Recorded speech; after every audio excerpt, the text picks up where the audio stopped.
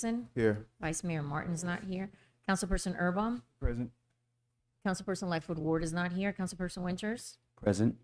Also present for the record, Janice Jacoby, Village Clerk. Village Manager David Roseman is not in, and Joseph Geller is here. Attorney Perfect, Geller. perfect.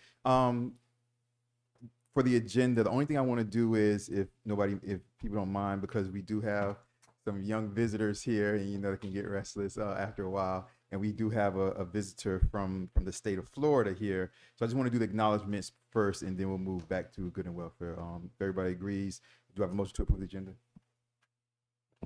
But we're also, we're not going to adjust the agenda item with the misprint of the street. Oh, we'll get to that when we Okay. get to, yeah, I got you. Motion to approve the agenda.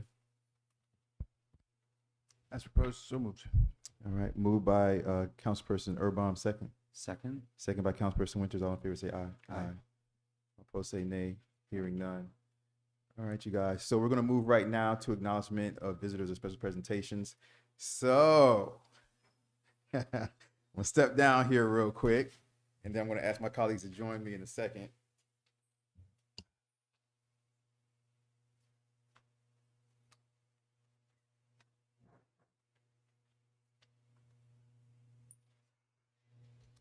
All right. So, not the last meeting, but the meeting previous to that, did something huge. You guys know that when I was redoing the former Tot lot, when I first started, so it took me about a year to get it all together. So when I first started doing it, and you guys know it was no taxpayer dollars. So when I was first going through to get the funding and everything, they were asking me for the name. And so I kept saying El Portal Tot Lot, and they were like, that doesn't exist. And so I started to look into it, and I was like, oh, the word El Portal Tot Lot does not exist. And as a matter of fact, if you Google El Portal Tot Lot right now, the Miami Shores Tot Lot pops up. So I said, we've never really officially had a name. And then I said, it's a brand new park. And I said, eventually one day, you know, I want to have a peacock park or a large park. And so I was just chilling, and I was like, man, you know what? Like, this needs a name. And so then I happened to run into my friend here. How you doing? And he was like, you know what? My son Miguel, like, he calls it, him and his friend call it the Peacock Park. I said, I was thinking about the same name. And when I said it to him, I just kind of threw it out there. I said, yeah, man, I said I need to find a name for this place. I said, like a, Peacock Park or something. He was like, my son and his friend, they've always called it the Peacock Park. I know Councilperson Erbaum, your kids call it the Peacock Park also. So I said, that's perfect. I said, hopefully one day we get a large park, right? And so Tot Lot is little tots, right? So it's kind of like the small type of little type of, feeling about that. So let me keep it little. So we call it the Little Peacock Park with the foresight that one day we'll have a main Peacock Park somewhere. But I just wanted to acknowledge that we did pass that through resolution. It is getting sent out so that hopefully pretty soon when you Google El Portal Peacock Park, it pops up. But I have two individuals who kind of like, in a way, telepathically kind of helped El Portal move forward and come up with that name. So I have my friend Miguel and I have my friend Frederico. How you guys doing? Y'all good? So that's what we're going to do. You guys are going to come up here real quick. And your parents are going to come in a second, but you guys are going to come up here real quick. And the first thing you're going to do, because your parents are going to love this, you're going to come up here and take a really, really quick picture. And I'm going to show you guys, I have some goodies for you. So come up here, follow me, follow Mayor Omar. Come here, come here, come here. All the parents want this, trust me. So this is what we're going to do first. We're going to have both of y'all stand back here. You stand here. And you stand here. Yeah, that's what we're gonna do. You come here. All right, there we go. So you sit there. You stand here. We're gonna have you hold this, hold it up. All right, and we're gonna have you say hi.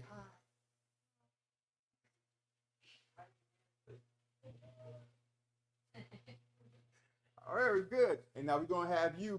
You're gonna hit this because one day you're gonna be a leader in your community. So hit that really hard. Boom, there you go. That's right. Say, it is law. That's right, it is law. Miguel, come here. Stand up. This is what you're gonna do. You're gonna stand up and you're gonna hit that hard. Say, it is law. It is law. It is a law, you guys. El Fatah of Peacock Park. It is a law. It is the new name. Come back here. Follow Mayor Omar. Come on, Irvine. I have some goodies for you guys. And then we'll take some pictures, you guys. So the first thing, you guys can take whatever you want. First thing I have for you all, I have the peacock. I have these peacock bracelets for you. That are really, really nice and really, really cool. So that's the first thing, the peacock bracelets. Look at this, and I have something else, you guys. So I have these, and if you want, you guys can take your choice, and you can hang them in your room or something. Wow. You can take your choice. Just wait. I'm going to lay them all out for you. You take your choice which ones you want. Okay? You can take them all. Like this. Oh, I got more for you. You might like the next one. Here's another one. And I know, see, because I know I was doing both my friends Miguel and Federico, so I brought both of them. Because you know, one might want one, and one like that's the one I wanted. But they have so many different choices. So many different choices. You like that way? What your parents can do, they can nail it to the wall in your room. You can just hang it up. Fingers just nail it in. It's just so easy, just hang it up. All right? That's all you gotta do. Here, I got a couple more for you. All right. Like I said, you're going to pick whichever one you want. And go down here. And I have a really nice surprise for you. Really, really cool. Really, really cool. And then I got these here. These are like little things they can put in their room. So I have two of those. Right. I have these two things here. Okay. And then I have this here. It's huge, right? We're gonna put that over there, Miguel. And then look what I have for you. This is what you guys are gonna love the most. First of all, I have these little peacock toys. I don't know where they came from, but the peacock toys. So that's good. And two of those. But look at this. This is the coolest thing ever, right? Yeah. Peacock shirt is kind of long. I can do it extra small. So you'll grow into them. But it's little peacock shirts. So you guys, all this stuff is for you. First, we're going to take some pictures with your parents, right? Because they're going to want some pictures. And then you can pick and take whatever you want. All right? So let's do this. Let's take some pictures. So you guys can come up and take pictures.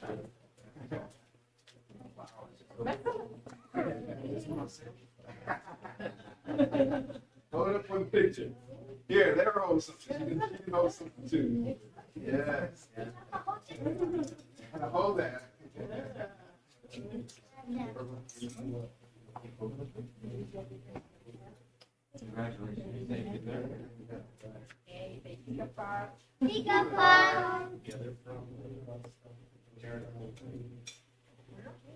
Very good. Good stuff. Good stuff. Thank you guys. You guys will take whatever you want. All right, go ahead and take whatever you want. Take whatever you want, y'all.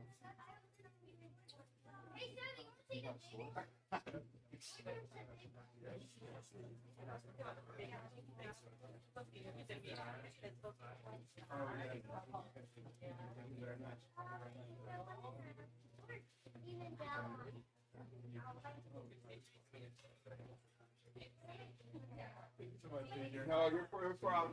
I appreciate you all. I appreciate it. Take care. Thank you. I'll see you later.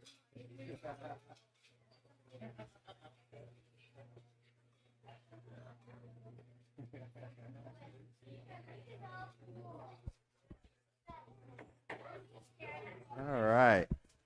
Good stuff. Good stuff. Congratulations. I appreciate you guys. Take care. Have a good night.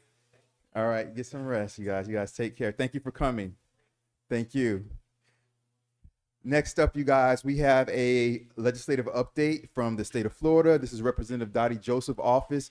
We have the one and only district aide, Miss Alexis Fox is here, and she's going to come up and give us an update from Tallahassee. Somebody's phone. Yes. Of course, thank you. Okay.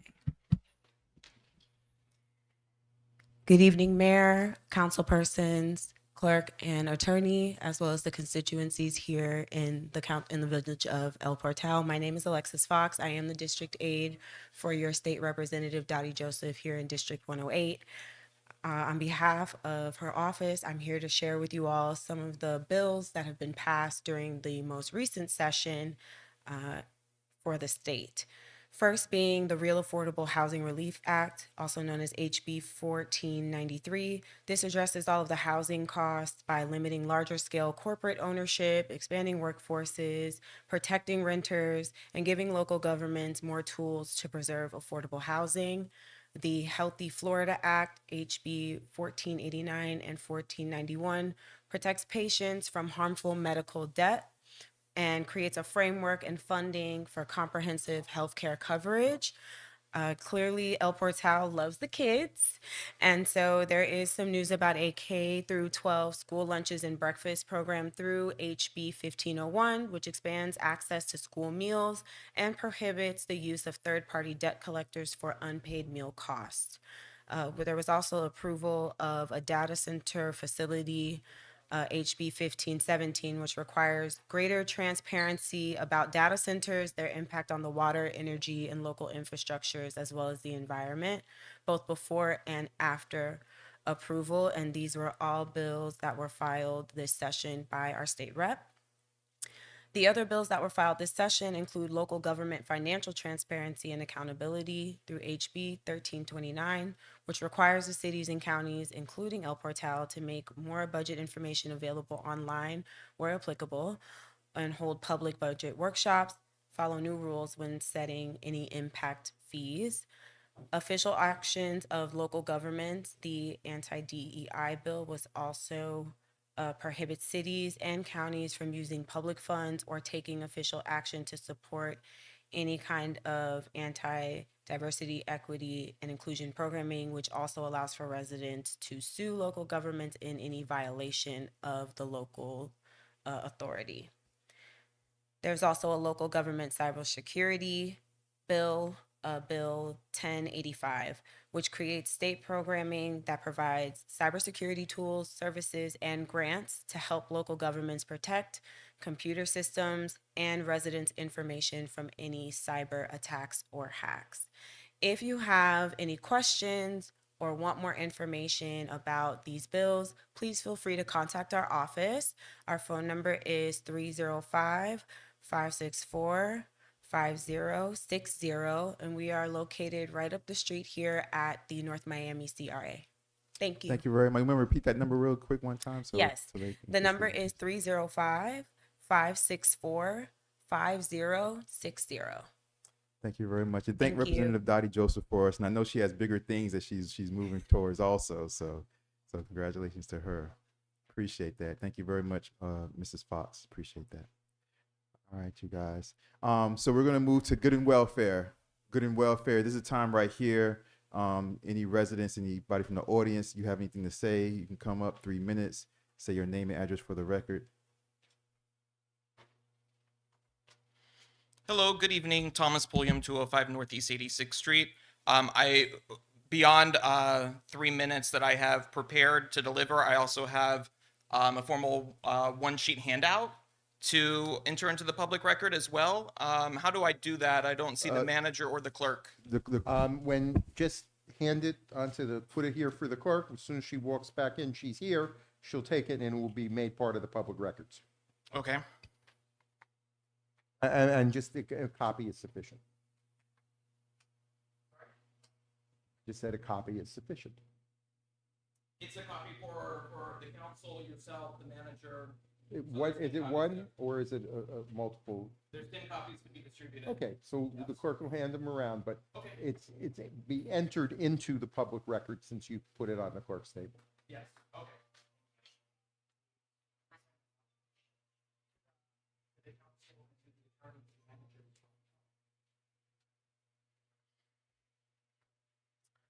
Okay, great. Thank you all. So here we are. As we know, within our nation, here in the United States, public office is a public trust. It carries a duty to exercise the law, respect constitutional rights, and carry out the lawful directives of this elected body. My family fought and gave their lives defending the Constitution, which is why it is deeply disappointing to stand before my local government and face retaliation for exercising my First Amendment right, a total lack of government due process, as well as administrative indifference, stonewalling, and disrespect from the administration and executive office. On June 23rd, this council unanimously voted 5-0 to stay enforcement, indemnify my property as is for 35 days, and ordered an administrative audit report due tonight, July 28th. As of the opening of tonight's meeting, that report was not provided in advance for public or permit holder review. And whether administration attempts to present a surprise report tonight or has failed to produce one altogether, know this: any legitimate audit must evaluate all governing milestones on file, not selective excerpts. The timeline on file demonstrates clear operational breakdown. Back last year, August 26, 2025, the standard was set where our official building inspector, Leonardo Ligori, documented upon final inspection that closing non-structural permit PB 25-0004 required just any photos or construction document that may be available per the building official. Then the very next day, August 27, 2025, those directives were ignored and changed when Pedro Martinez demanded new engineering studies, and then former manager Lou on that same day explicitly directed CAP government to review all permit approvals and stay in close communication with me to resolve permit closure without delay. CAP ignored that order, culminating in an April 2026 total demolition demand issued by Pedro Martinez to my email address off the books. Now, June 23rd and June 24th, there was portal tampering that occurred. A provisional inspector listing the name Jose Negrin refused credentials at the inspection. Less than 24 hours after the legislature's 5-0 stay order, those portal records were altered, and an incident is now under active criminal investigation by the Miami-Dade Sheriff's Office. You can note case number PCS-26024. Then on July 22nd, just a few days ago, there was another unauthorized intrusion. So, and another unidentified CAP contractor entered deep into my private property, passed no trespassing signs at 1:59 p.m. on a Wednesday. We all know the building department doesn't operate on Wednesdays. They operate on Tuesdays and Thursdays. This is clearly outside CAP's schedule of El Portal inspection days. Then just following that, and also today on July 28th, official on the books record contradiction. Today, Franco Roman emailed claiming that the CAP contractor who was present on July 22nd was there just to ask a question about landscaping, while claiming no records exist of this visit because no inspection was scheduled.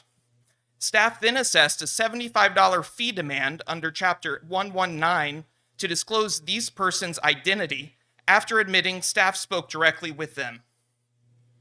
Florida Chapter 119 and Federal Statute 42, 1983, those statutes carry mandatory statutory fee shifting for legal exposure. That unfortunately exposes our tiny town's treasury to heavy taxpayer-funded legal fees. I am in no way asking for the building code to be overruled. I'm simply asking to enforce the village's own written inspection record. I respectfully ask a member of this council to make a motion tonight to direct the village manager to administratively resolve and close non-structural permit PB 25-004 by Friday, July 31st, based on the completed August 26, 2025 submittal standard. Thank you. Thank you very much. Next, good and well.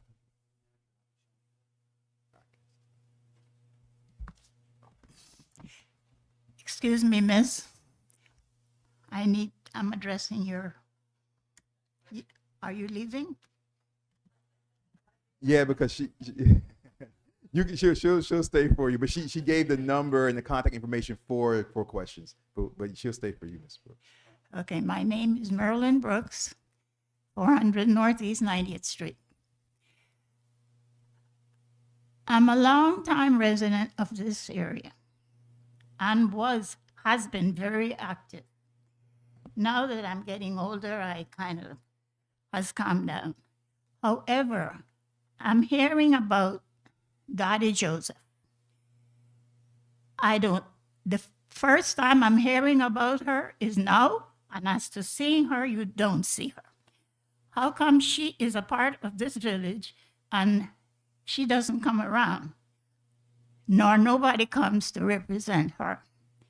We have streets here where I live that needs to be fixed for the longest. Where is she? My question is, when are we going to get El Portal looking like some place where we pay taxes for and live?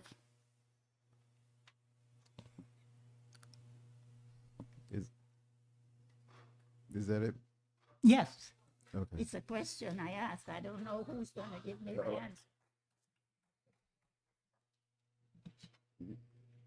You all know during good and welfare, everybody speaks, then we respond. All right? How you doing? Okay, Edna Edelman, 301 Northeast 88th Street. And first, the first thing I want to say is this is Marilyn Brooks's birthday today. Oh, happy birthday to you. Happy birthday to you. Happy birthday, Mrs. Brooks. Happy birthday to you. Yes. Woo! She's 35. Woo! No, 21. 21. Yeah, Just got legal. yeah. Anyway, I just have a few questions and then a comment. I've been wondering about Amendment 3, and if the village, and I guess the village manager, is undergoing any kind of analysis to see what kind of revenue we're going to lose, and if any contingency plans are underway. We'll respond. Yeah, Keep you'll going. respond. Okay. We'll respond. Is there an ETA for the septic to sewer conversion? I'm also imagining that's going to be impacted by loss of revenue, potentially for Miami-Dade. And then something that I emailed you about, I mean, why is there a special meeting this week? It's hard enough for a lot of people to come once, twice in 1 week. And why can't we talk about the millage rate tonight? Is really another question. I looked at the agenda for tonight, and I'm wondering about the decision-making process for streets that receive drainage improvements. I mean, how is that done? I mean, for the last few days, I actually lived in waterfront property. I looked out my windows, and there was a lake in front of my house. So, really wondering how you decide what streets are approached first. And then just to follow Thomas Pulliam, I had an interesting experience also. I just had a code question for the building department. I emailed, I called, no response. And it really says something about accountability and transparency of the village in a really unpleasant way. I mean, is there a special formula to get someone to call you back? So I had to read the code myself, and it's really confusing. So hopefully someone can get back to me. Thank you. Thank you very much. Good evening, Denise White, 173 Northwest 88th Street. First of all, lots has happened. So the other day, Mr. Mayor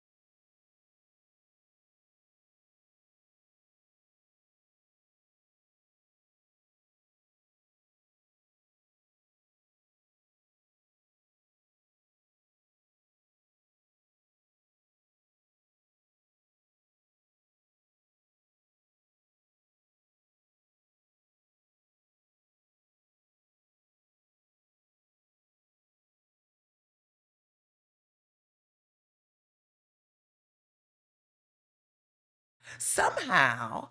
So, but there at that meeting there was some people that were suing for that because of the language for the governor or the government to now give us more clear language.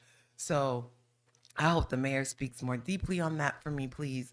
That would be important for us because, and the fact that if we don't have property taxes, we may not have El Portal. I have questions about that. Will El Portal disappear because we're not having property tax? And then if we disappear, do we now belong to Miami-Dade County? And how does that work for us? Do we even have a voice? Oh, anyway, that just sounds like a whole lot. So I would hope that my mayor please speak on that. Then I want to thank the mayor. I had a El Portal Let's Unite the citizens thing, and I think I'm gonna do better on my advertisement next time because I don't think I got to a whole lot. Although I want to thank my mayor because apparently I could thank the mayor if I want to, y'all.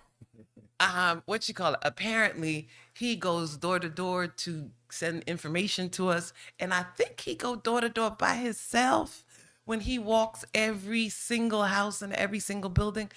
I hope that there would be a procedure where maybe you could get some of us. Hey, I drop off for your street, and then I will, do that street. And Mr. Danny said that he said he would do his street. I don't know, Mr. Mayor. Let's make a chain or something so that you don't gotta be. Ooh, is my time up? That's crazy. Well, yeah. I think we should try and fix that. I'm sorry you weren't there, Mr. Erbum. Mr. That man over there. Ooh, he was there all night long. Thank you very much for coming and giving your all to El Portal and the residents. If you didn't come, don't worry. I think we did. I don't know what's happening. If you don't want us to meet to talk, maybe I should sit down because maybe there's lightning. Anyway, so I want to thank everybody who came. We had a really good time.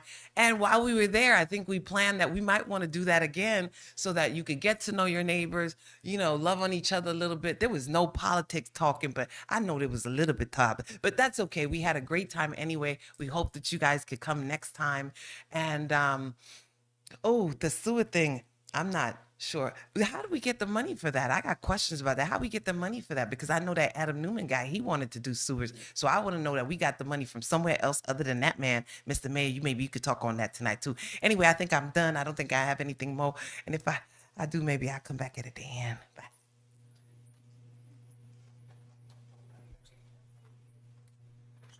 Good evening, everyone. Ian McKenzie, 8950 Northeast 4th Avenue. Good evening, council members and Mr. Mayor.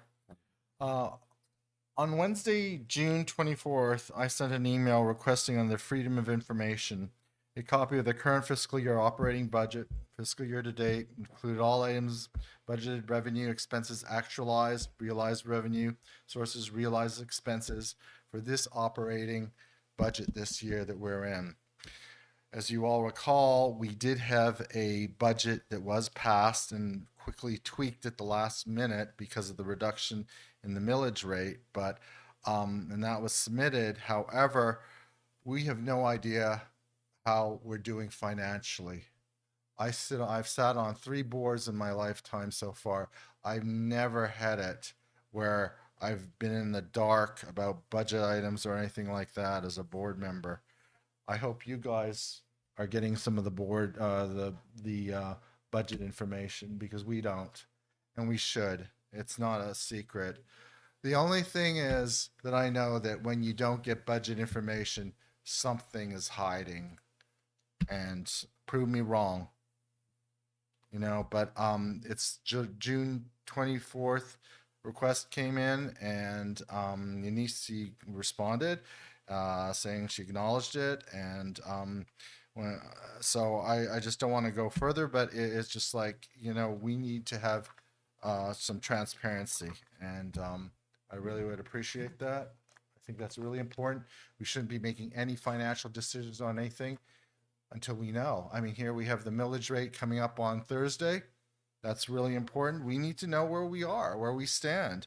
Now I just found out section 13.29, I think it is, where they're talking about budget transparency or making it, yeah. So I'm really glad I heard about that.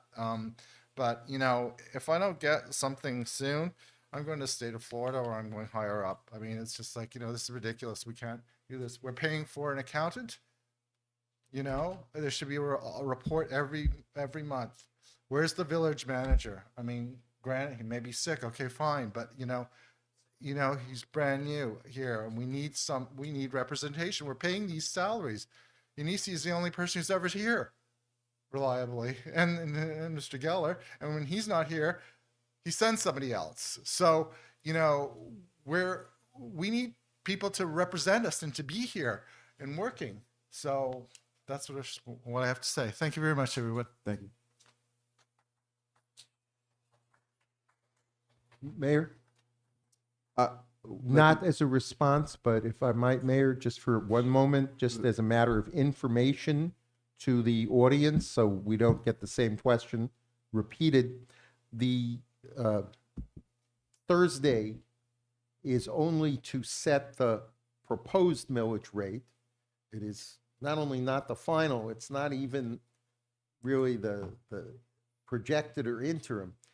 That is the maximum that the village could charge. Couldn't go over that, but the council has the privilege of lowering it to meet the budget. And last year, for instance, that is exactly what was done. So just because you have to do that and submit it to comply with the law, so that no one has the same question, this is a very preliminary step, and it's just to set a maximum rate and generate the so-called trim notice that everyone receives in the mail with the information on 2 public budget hearings that'll be held during the month of September. So I just wanted to clarify that so we don't end up with the same question, Mayor. Thank you. No Thank problem. you. Yeah, that was in my answer. I appreciate it. Mr. Pace. Hi, good evening. Noel Pace, 206 Northwest 91st Street. Just a couple of things in terms of public comment. So we just held the Miami-Dade County Military Affairs Board meeting on Monday at the Stephen B. Clark Center. And I wanted to mention to you that, you know, there's a lot of activity now, especially with the 250th birthday and a renewed emphasis on military veterans and their family members here in Miami-Dade County, where I said we have over 150,000. And so with that, I recently became the chair of the Miami-Dade County Bar Association's new Military and Veterans Committee. And so we have over 3,500 lawyers in that organization, and we're going to be focused on trying to help veterans within the community. You know, there's a lot of veterans that have, you know, whatever, if either it's medical or family law or some other, you know, type issue. Getting a veteran back their driver's license is a very important thing for them to become employed. A lot of veterans lose their driver's license over child support issues, actually. In addition, there are some veterans with immigration issues. I know that may sound odd, but people who are not American citizens can join the U.S. military. In fact, when I was a commander in Korea, I had kids from 17 different countries that were in the U.S. Army. And so that is a quick pathway to citizenship for them. You sign on the dotted line, you dedicate, you know, up to your life, okay, on the dotted line in support of our country, and citizenship usually results. But for whatever reason, sometimes that paperwork doesn't get done correctly.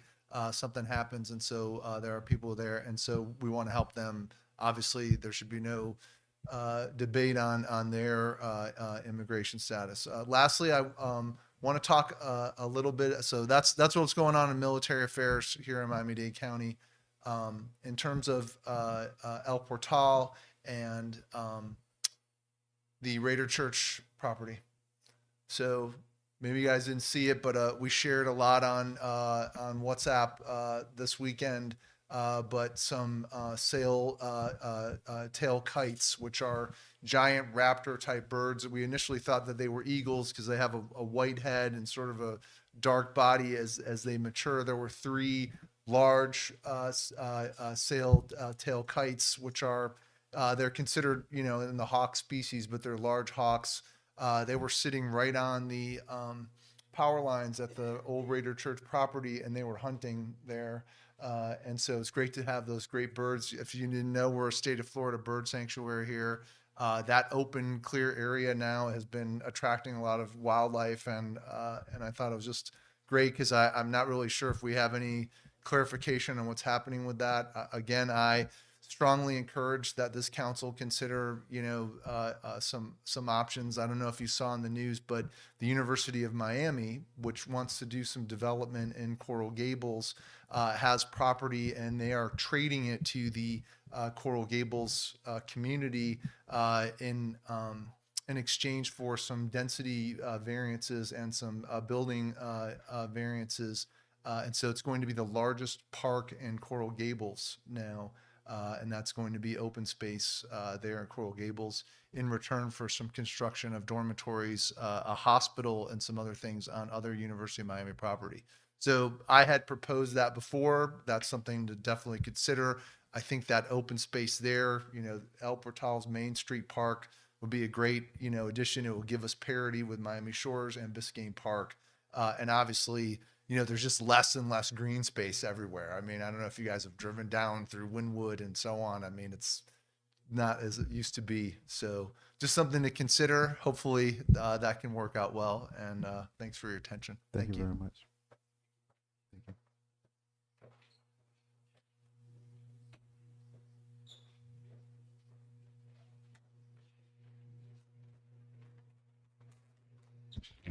Greg Steer, 120 Northwest 86th Street. First, I want to say that just for the record, that criticism isn't necessarily inherently negative, and mine is not meant to be. It's meant to be constructive. There is a point to all this. I'm not just up here griping. These issues are important.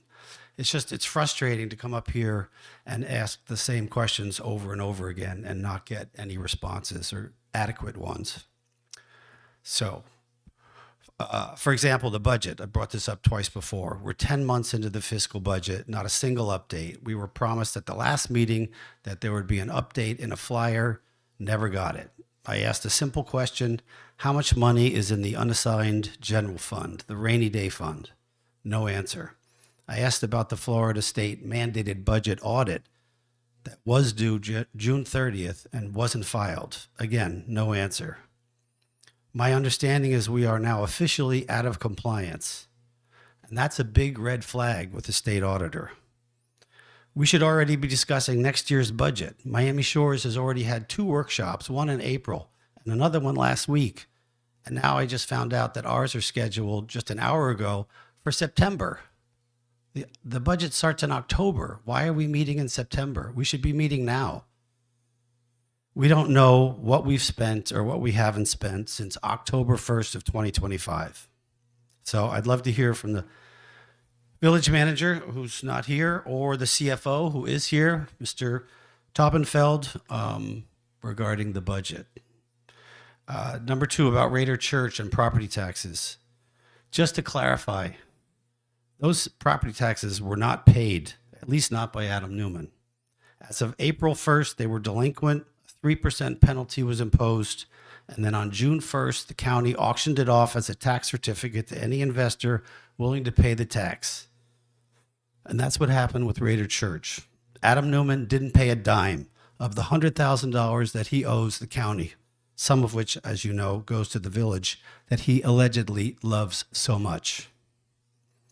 Meanwhile, he paid $44 million for his home in Bal Harbour. That says something.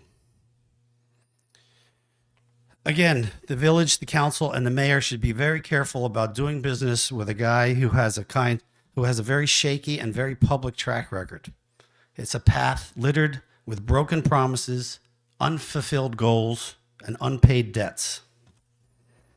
Lastly, I just want to mention the sewer. Apparently, some residents were informed about a new septic to sewer project, again, via flyer, which seems to be the semi-official channel of communication these days.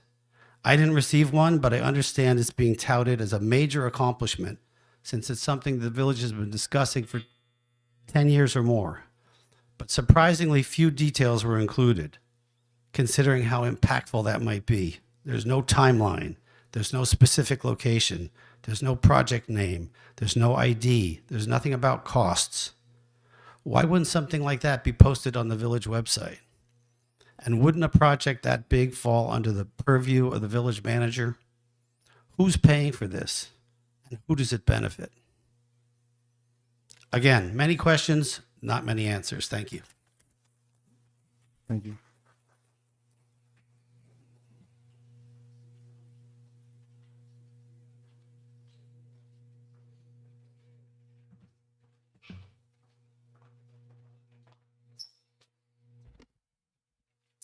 Good evening, Mr. Mayor, councilmen this evening. My name is George Alvarez. I live at 165 Northwest 88th Street. I have a couple questions. It has already been asked, but I'm going to piggyback on Mrs. Edelman's question about the newly announced septic to sewer project. When will it start? Under what official auspices of Miami-Dade County have the funds and the legislation been authored and authorized? And what will be the first part of El Portal? That's the question everybody wants to know.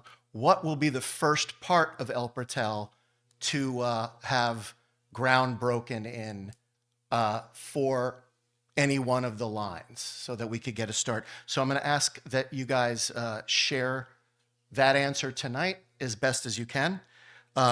Secondly, I got to give you guys, Mr. Mayor deserves big props, and he was out there in the rain, I saw. I just want to give props for getting on the budget and the millage a little bit early. Back last year, we talked millage in September. So I appreciate you guys getting on this right now. I'm eager to see how it goes in the next few days and see where things are going. So I appreciate that very much. Thirdly, the Amendment 3, talking about homestead exemption, again, props to Mrs. Edelman. What are we going to do to not only start planning in a loss of revenue? Where will those planned losses of revenue be initially penciled? Obviously, this is going to be a work in progress, and everybody's going to have their work cut out. But I'm asking you, will you please make transparent and start to announce sooner than later where the cuts to what departments may happen, if they are going to happen, and if they're not going to happen, I would like you guys to address whether or not there will be any conversation about special assessments or perhaps proposed bond issues, and on what grounds and in what departments of our lives here in El Portal would those assessments or any such bond issue go. I know I'm putting the cart before the horse a little bit, but I think it's really good for everybody on this dais and all of our chartered officials to start talking about that now, because those of us out there, we will. For sure.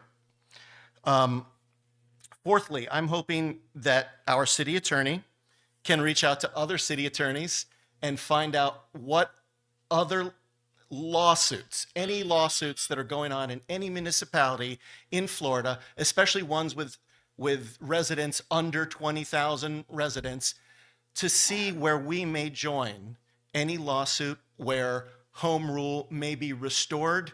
I'm not going to stand up here. I reported.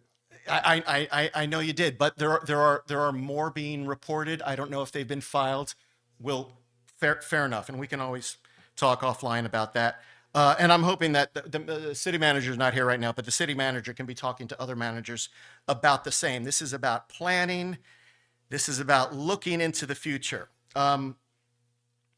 I'm hoping that at some point, perhaps on this meeting or in one of the next meetings, that you will share the state, if there's been any change in the state of, have there been any changes in applications for the Soulful proposal? Have there been any applications or changes in applications or any information about proposals at Little Farm?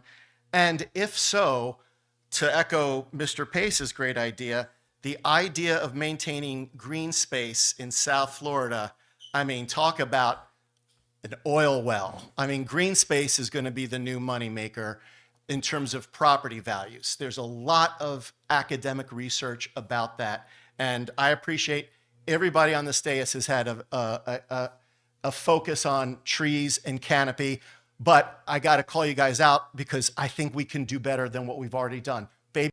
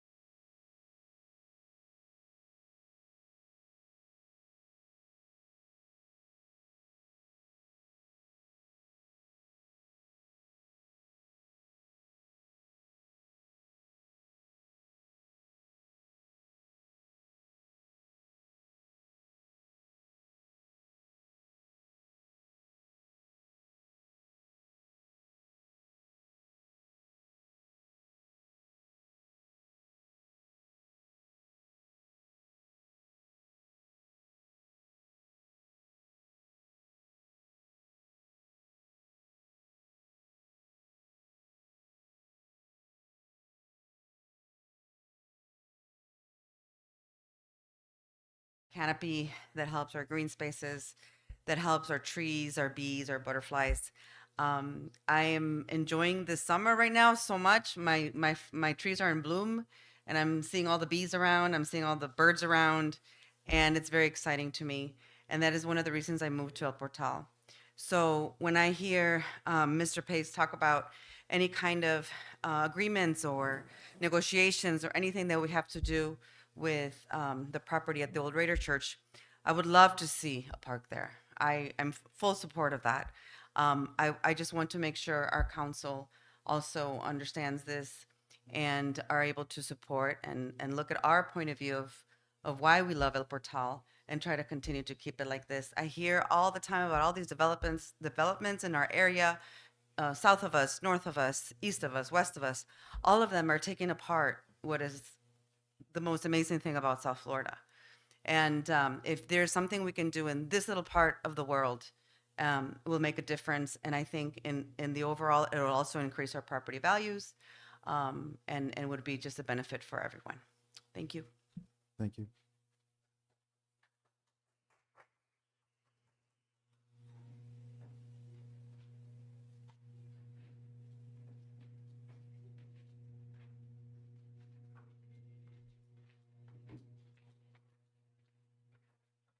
Hi there, Ashley Lucio, 127 Northeast 98th Street. I just want to, so regarding the homestead exemption increase, potential increase happening with the next election, I just want to hear from you all to help kind of level set what I think is a lot of fear mongering happening around that, and how it might impact us, right? And, you know, as our council members, we look to you to give us kind of a higher level advisory or opinion or, you know, guidance on what you think may happen with El Portal. Word on the street, I'm hearing from quite a few people, the fears are that we may go unincorporated because we're going to lose so much money.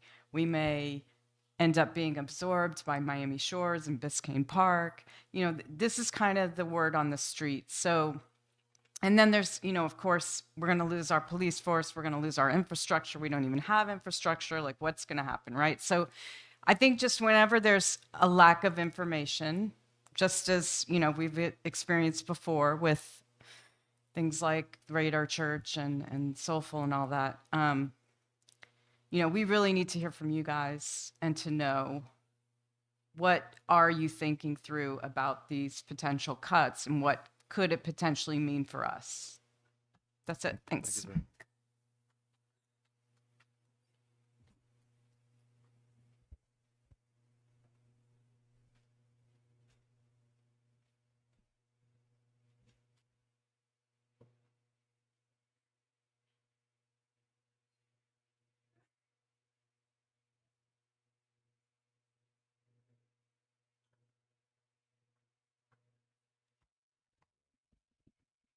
Good evening, Daniel Rojas, 60 Northeast 86th Street.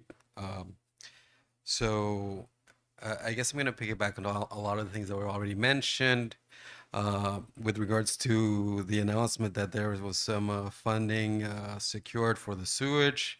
Well, I think along with all our neighbors, I'm very excited at the prospect of improving the water quality for the bay, for everybody. It would be a good cleanup. However, I would like to know a lot more details.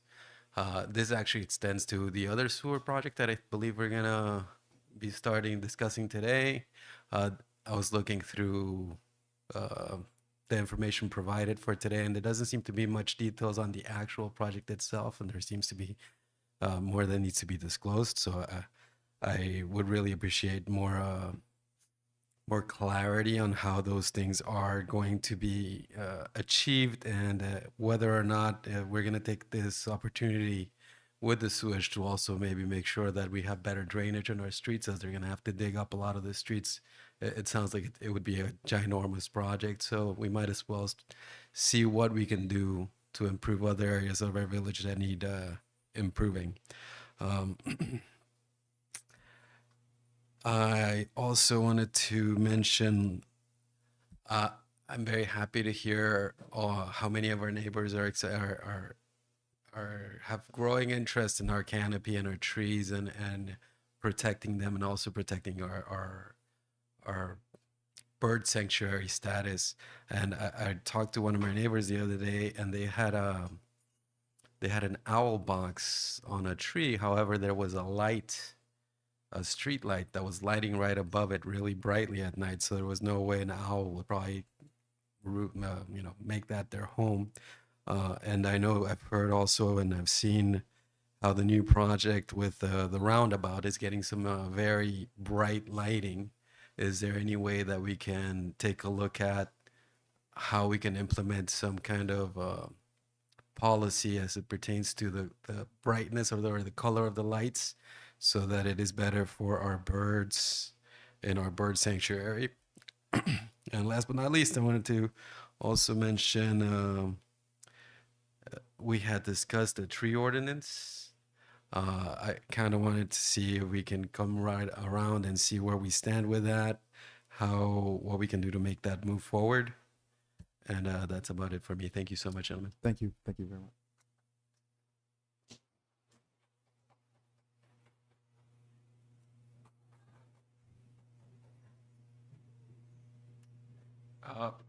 Good evening. My name is Warner Dreyer. I'm at 486 Northeast 87th Street. So just to peg on the discussion our neighbor Danny had on the roundabout, I just want to bring up to you guys the roundabout here on 87th Street. 3 lights, power lights are off, right? And there's another few on the street. So I've sent an email to the manager, to as well Mayor Nickerson. I spoke with Mr. Simpson as well. So we could greatly appreciate it if there be some sort of update, perhaps during the next meeting, or what should we do as residents? Contact somebody as far as bringing up those lights back up on the runabout on 87th Street. Thank you. Thank you very much. Next for Good and Welfare.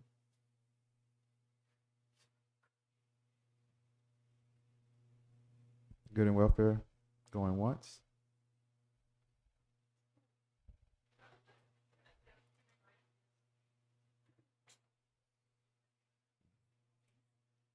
We'll allow you to come up, but it's usually only one time, Miss Edelman, per person. But come on. Let's make it quick. So Edna Edelman. Just say your address for the record. Yeah, Edna Edelman, 301 Northeast 88th Street. Apologies for coming up again. It was on my list. We have a giant hole on Northeast 88th and Northeast 3rd. I mean, we neighbors are actually contemplating buying a bucket of patch and fixing it ourselves. And it's just gotten wider. I actually landed in it today with my very large car. So I'd like to know if that's going to be fixed anytime soon. Thank you.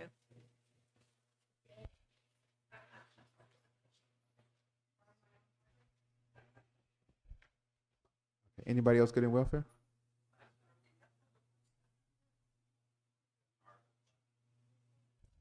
Going once? Going twice? Okay, so we're gonna have Ms. Fox respond to Ms. Brooks, so, and then she can leave. Thank you, Mayor. Ms. Brooks, thank you and happy birthday. I do want to thank you for being so direct and so transparent and for showing up on your birthday because you care so much about the city in which you reside. And I do hear your frustration loud and clear. And while the rep was unable to be here today, I am here for that very reason. Because while she may not have been as present as you all may like, she does understand and value this community as I do as her district aide. I don't live very far from here. I live in North Miami. And if anybody's familiar with North Miami, you know that we are no stranger to coming and going constituencies and leadership. So while I cannot speak directly to the streets, as your council probably very much appreciates, what I would like to do before I leave today is give you my direct contact information as well as taking yours so that I can set up a call for you and the rep directly to address the issues specifically. And again, when I first came up here, I gave that number very genuinely, not just as a part of the protocol of giving a legislative update, but because we do care about every aspect of this district, and we want you all to know that while we may not physically be here, you can still reach us.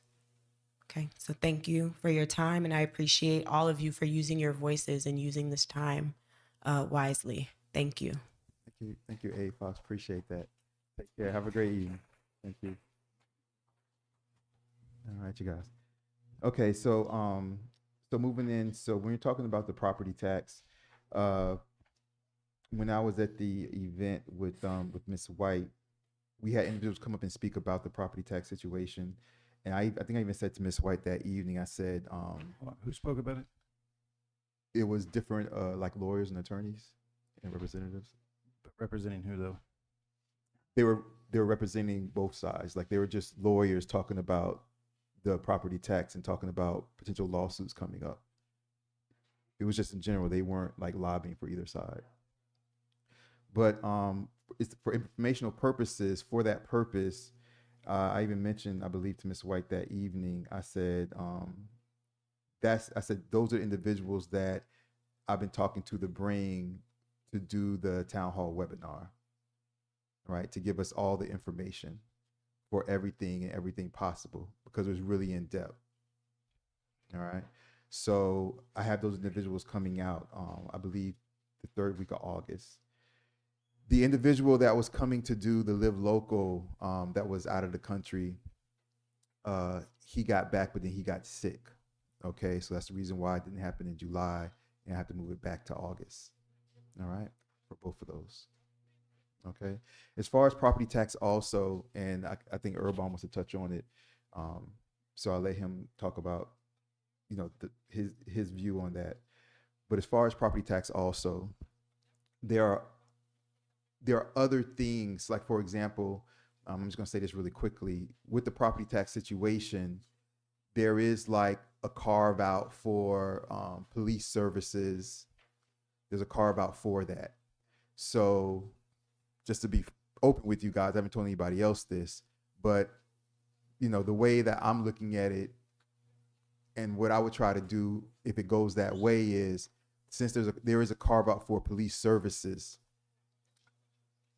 I think there's a way that we can, through our police department, we can funnel things through there, through our police department, and even some other individuals, some other mayors with small municipalities up north. I meet with them, and they're even talking about that.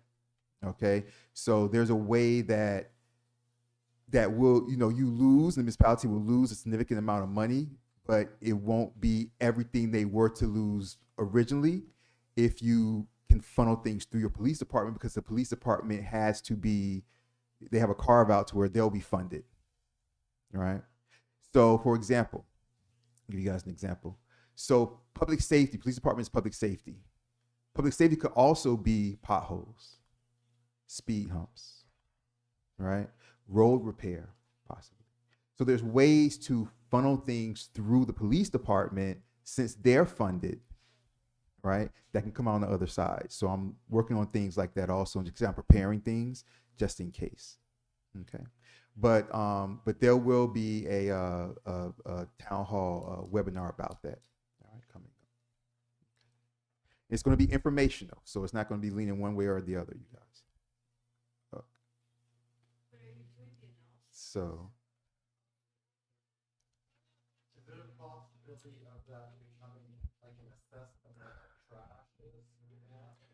So I can cover this in about 90 seconds. I'll cover this in about 90 seconds. All right. I said it at a meeting several months ago. As of 2023, 52% of adults inside the United States are what's called functionally illiterate. Now, if you think what I just said was 52% of adults don't know how to read, that's not what I just said. And you might be part of the functionally illiterate. This is a public service announcement. What is happening? This isn't funny, like not even by a long stretch. Okay, so those of you who read financial news know that a K-shaped economy is forming, and you might even heard of an E-shaped economy. In a K-shaped economy, you have one line that goes up and one line that goes down. That's a very simplistic way of looking at it. What it is permanent class separation. The middle class is actively being dismantled. There is no plan whatsoever for replacing the revenue of loss of property tax in the state of Florida. There is zero plan of what to do budgetarily for loss of property tax in the state of Florida. Personally, I'm not 100% opposed to eliminating the property tax if there were a plan, and there is not. What's going to happen in Florida, which is already occurring, is brain drain will continue. Those who are smart enough to leave a state that does something like this to itself will leave. They have the means to, and they'll be gone. You are headed towards a manufactured scenario where we revert back to a system where property owning head of household, all right, that's going to be the term that starts flying around. Property owning head of household has demonstrated the competent wisdom necessary to vote. That is where we are headed. And if you think that a voter ID is a reasonable thing to do, picture in your mind any administration anywhere in the future that makes driver's licenses have a $10,000 fee to get one. It's a poll tax. It's a poll tax. That's why you can't have it. It's a poll tax. No one cares that you need one to fly a plane or drive a car or pick up medicine, or it's a poll tax. There's a functional illiteracy problem where people are falling for all of these things. There is no plan for the replacement of the revenue lost by eliminating a property tax. You are being duped by the largest landowners in Florida. That's what's happening. All right, you guys. So I'll be having that coming up for property tax. But like I said, like the example I gave for the police department, there's ways that you can funnel things through. So that is an insane way to start this conversation. We're going to find every loophole necessary, and we're going to funnel money through other departments because we're not allowed to have it for other departments. That is an insane way to start this conversation. That is crazy. So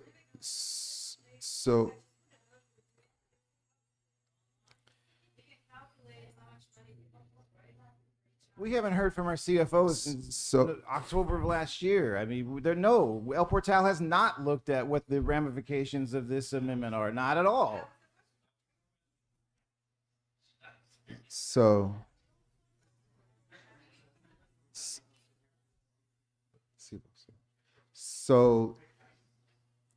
that's what we're looking at when it comes. That's where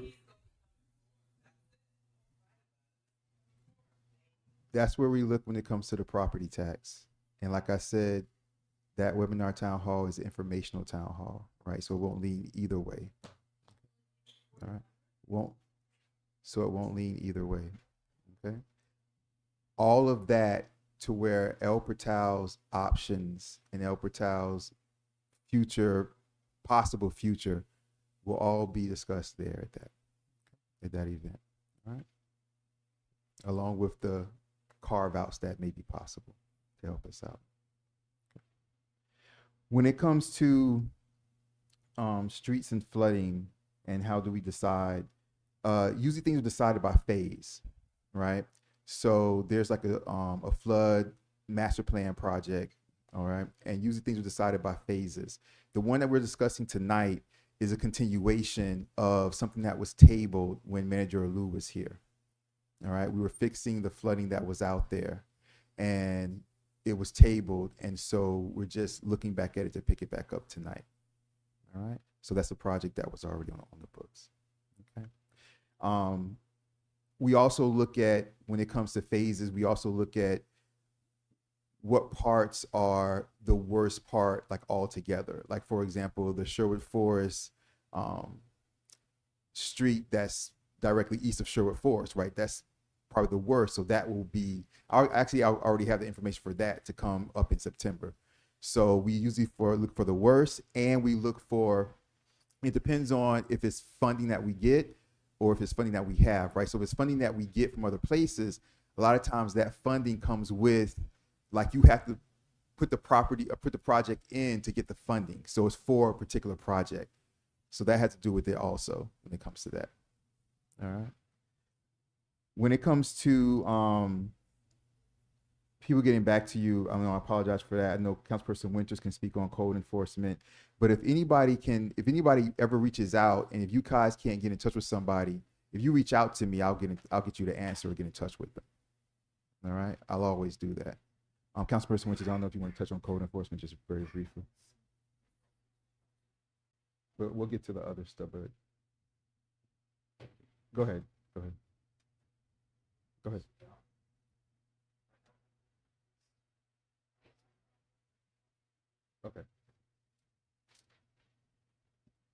Go ahead. Say what you want to say. Hello, everyone. Thank you for speaking today and coming out to this meeting. I hope you all show up at the next meeting, because apparently we're having another one on Thursday, and instead of doing it all today. I want to let everyone know that there was a special council meeting that I missed last month. I did actually change my flights and try and make it. I showed up here about 10 minutes late, and the meeting was already over. And I've really tried to keep a record where I make every meetings, even if I have to change my flights to be here. But luckily, I think Councilor Urban really came to the day. He was kind of like a strong council person up here, and he did everything that I would have done. And I want to be thankful to Councilor Urban for everything you said at the special meeting. The next thing I want to bring up really quickly is about a month ago, before the special meeting, we actually did have a vote on a right-hand turn sign that actually opened a whole bunch of doors, and we found some information of some reasons why the right-hand turn sign was put in there, including a hit and run, which includes you don't know who hit the person or why they hit the person. It also included a running of a stop sign. But we did find some very interesting information that since that right-hand turn only was put on at 86th Street, the accident rate on 87th Street increased exponentially. Hold on, Councilperson Winters. Yes. Hold on. Are you address? All right. So let me just say this. Let me just say this. Just for procedural purposes. So when people do good and welfare, we have to address what they brought up in good and welfare. If individuals are bringing up new information, that information has to be submitted to be on like the next agenda. Correct. Like That's what I'm getting to. All right, because the right hand sign, left hand sign was not brought up. So it's not a response for that. What I'm gonna get at it then is, I have some public record requests I'm waiting for to be filled.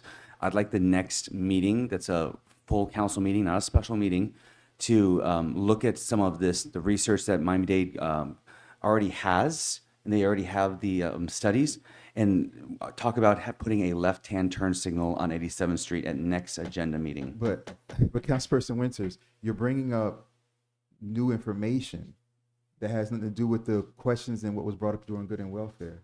So, Yes, I know. But you told me I have to tell this before we go to agenda items. When else would you like me to say it? I understand what you're saying, but if you're talking about legislative items that you want to bring up to be voted on or a motion to be voted on, all you have to do is submit, you know, to the clerk, like, hey, I want these things on the next agenda. And then, you know, we look at it, and if it's timely, if it's, you know, if it's relevant and things like that, then we put it on. Of course. But you Now it's, kind of now it's public record, so we can move forward, and I'll send her the email. Everyone Alright. here knows. All right, but just know that when we're doing good and welfare, and then we finish good and welfare, we're responding to what was brought up during good and welfare. You can't just bring up, you know, new additional items that are not on the agenda. Okay. All right, that's all. Just procedural. I just want to make sure that we're doing that the right way. Okay, you guys. All right. So when it comes to what's next? Septic to sewer. So when it comes to septic to sewer, so let me just say a couple of things. Actually, let me hit this while I'm doing that. So when we're talking about negativity versus just like informational things, when it comes to things like this, okay? When it comes to things like this, there's no reason why no one can question what's going on, right? But there's also a way that when you want to know information, you ask the information instead of accusing individuals, right? So a lot of times what happens is, unfortunately, people come to their own conclusions, or they say little comments, right, to take like a dig at you while they're assuming information, right? You must be hiding something. There must be something going on, or something like that, right? I remember, you know, more recently, I remember there was, you know, you guys aren't doing anything for 4th of July. Why don't you just ask, like, hey, are you guys doing something for 4th of July? Remember, I called right there on the spot, the guy that we were doing something with. So that's an example, all right? To not be accusatory and come to a conclusion before you just take time to ask the person. Right? I've never been accusatory towards anyone, right? If I see something, I say, hey, like, what's going on with this? Like, can you explain this? So you just want to get to that point, okay? And yes, so for sure, if you're asking questions and you're not getting the answers that you're looking for, then that's something else. I remember a long time ago that I remember at the meetings, there was times where people would be like, you know, you guys aren't hearing us, or you guys aren't listening to us, right? And I remember when I spoke to a young lady, and I was telling her, I said, well, look, I said, when you said what you wanted to say, I responded, but you just didn't like what I said, right? So I'm always listening. I hear everything, you know? And so just don't take that I may not agree with you with you're not hearing me, right? And I'm really easygoing. Like, even if I disagree with you, we're not going to always agree. But just be like, well, Mayor, like, what are you talking about? You can say, Mayor, like, where does that even come from? And I can explain to you, like, my thought process of why I think that way and how I got there. You know? So, I love all of you guys out there. We'll get through everything. All right, so let's go to septic to sewer. So, since I've been mayor, you guys, you know, for years and years, we had lobbyists that we paid way over $100,000 up to $100,000 for years. And we would never get anything, okay, from the lobbyists, year after year after year after year. And so when I came in to save money, I cut that out because we never got anything anyway. So I do all the trips to Tallahassee, I do all the trips to DC, right? And of course, at my $3,000 a year, right? Fine. So with that, the sewer, which when I came in as mayor, I started working on, right? And started working on and negotiated with Manager Lou that the pumping station with Horace Mann, like it would go there possibly and things like that. Even there was even a couple of years ago where they started to come in and lay some pipes down. But the reason why, and there's another example, you know, I put out the flyer that this is big news, and it is big news, right?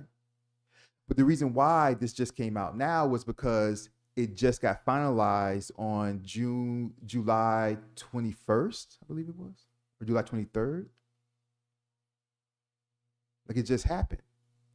And so, you know, good examples of, you know, individuals that reached out. I had a lot of individuals reach out to me, you know.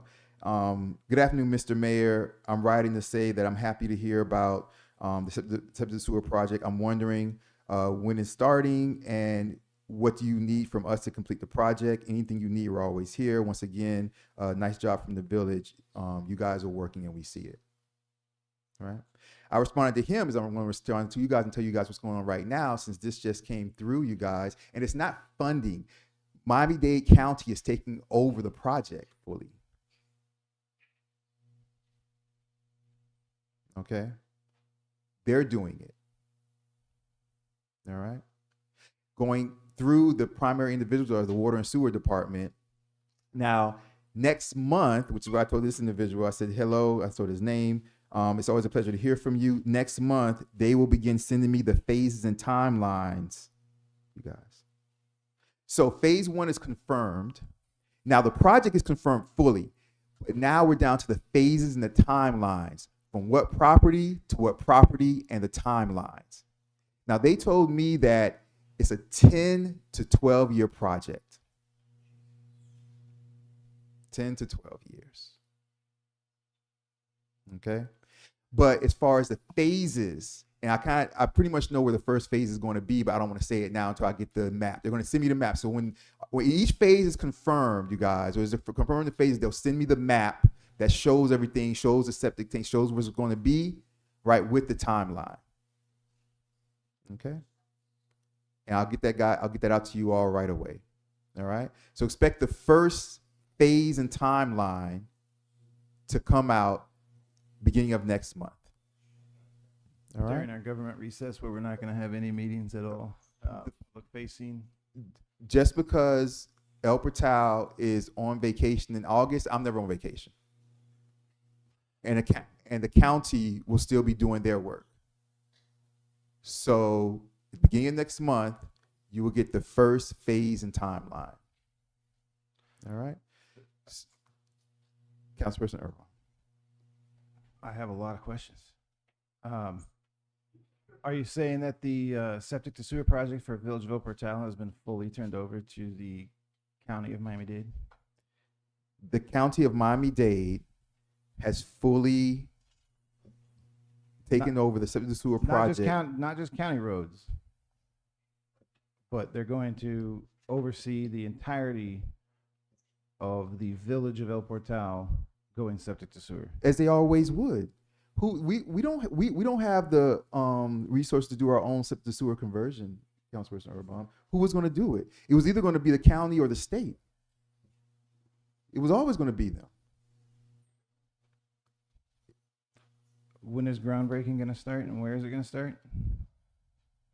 I pretty much know, but but that's a very direct question. Where is groundbreaking going to start, and when is it going to start?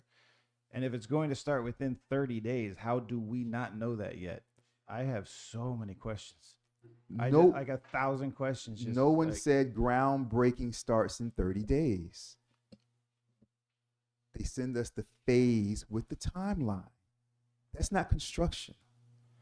Is this phase going to magically begin right in front of Adam Newman's property? No. I'm dying to find out. You all who received the flyer, if you read it, we need committee meetings. If we had quarterly admin and finance committee meetings, we would not be having residents in the dark about the budget. If we had quarterly public works meetings, we don't have to have committee meetings every month, but quarterly public works committee meetings every month, this would not be a surprise to anybody. We are in dire need of a real committee schedules so that the endless stream of surprises, both to the public and the council, would be able to be mitigated, if not stopped, because we are in a constant state of surprise, and it is beyond exhausting, wearisome, concerning, etc., etc. Did I just not say that this was finalized on July 23rd? So Right, but even the fact that this is a plan that might be coming to fruition is a surprise in and itself. And as the residents should be awaiting word at this meeting, because they're already anticipating word, because we had a quarterly committee meeting where this information was essentially disclosed and addressed. And so it's just the way that major activities like this are presented is frustrating, concerning, and Source is my favorite book. I'll just keep going with adjectives. from July 23rd to July 28th, you guys, nice to 28th. Can I chime in? But to one resident's point during Good and Welfare, which I believe we're still in, is that we're 10 years into this discussion. Everybody yell at me and tell me I'm a fool for being surprised by this, but I have a feeling everyone's surprised by it. I'm going to respond, but go ahead, Councilperson. Yeah. So you said you all that received the flyer. I'm one of the ones that didn't receive the flyer, so I'm also kind of trying to figure out, what's going on, how it happened. I didn't get any emails through the manager. I wish the manager was here tonight. I wish him well. I hope he's okay. If this is a 10 to 12-year project, did they tell you that they're also going to, when they lay down the sewer, they're going to be fixing our roads since they have to put roads on top of the sewers? So the road situation, and I'm explaining this when I send everything out, you guys, all right? The phases and everything like that, all right? Because that came up. So the road situation, right now, they're not funding fully redoing the roads. They're just going to cover up the sections where the sewage is laid down currently, okay? Now, I haven't gotten around to the entire village with this. So if some individuals did not get a flyer yet, that's the reason why. All right? Okay. So that's what it is. Like I said, this is just to let you guys know that it's coming. All right. Once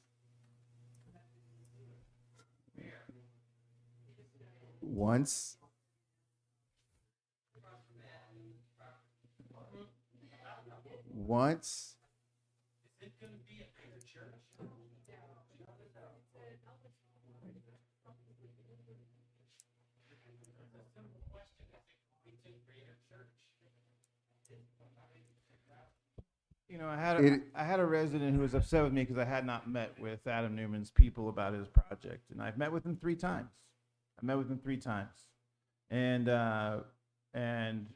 from the very first meeting I had with Lauren, she was touting the pros of the project and who's behind it and the expertise, and it all sounded great. And one of those pros was that they are exceptionally cozy with the county, and we can make things happen immediately. Whatever we need to get done with the county, we can do it because we know everybody.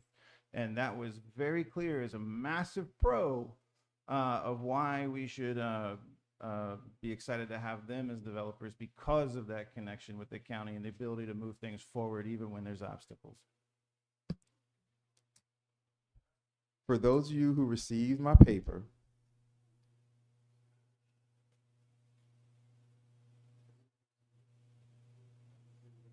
for those of you who didn't, still handing them out.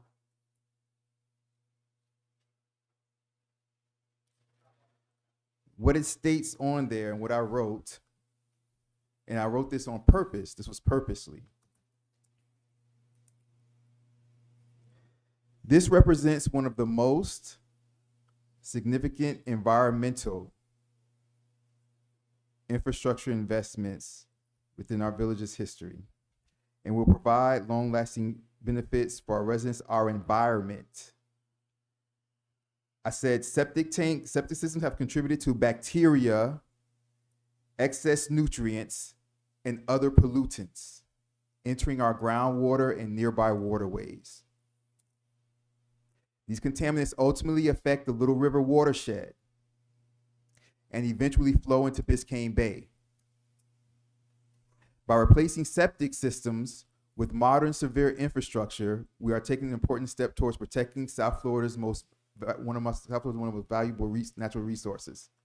I said this project will help, and my bullet points are there, protect the Little River and Biscayne Bay, reduce bacteria and nutrient pollution entering our waterways, improve water quality. Why am I talking about water so much? We know all this. We know all this. The Because the county because does not have our best interests as they do this project. Because they're not starting at Adam Newman's property.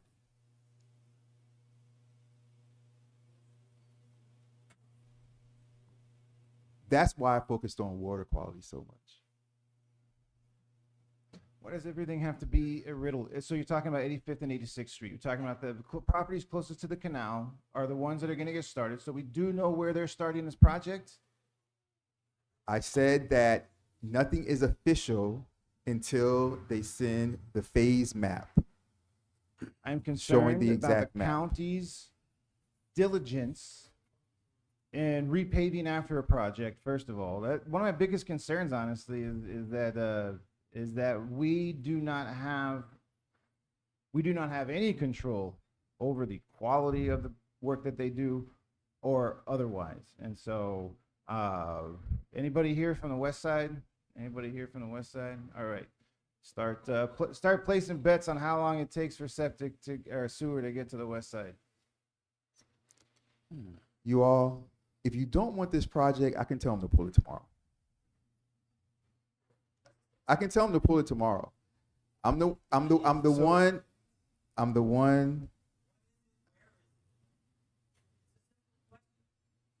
And I said previously, this is about the fourth time. Beginning of next month, they will start to send me the phases with the timeline with the map. Who else in the village will receive it? Everyone will receive it. What are you talking about? All right. My question. Because, well, you said very clearly they're going to send you the plans next week or whenever it is. And so my question is, who else will they send the plans to? Everyone will receive it, but I'm the point person on this, Councilperson Urban. I'm the one that got it done. Can you give me And lobbyists that we paid for decades got nothing for us. We paid the lobbyists $60,000 a year. There were 2 years in a row that got us environmental projects to the tune of water and all of the things we're talking about, and those were consistently line item vetoed by the governor.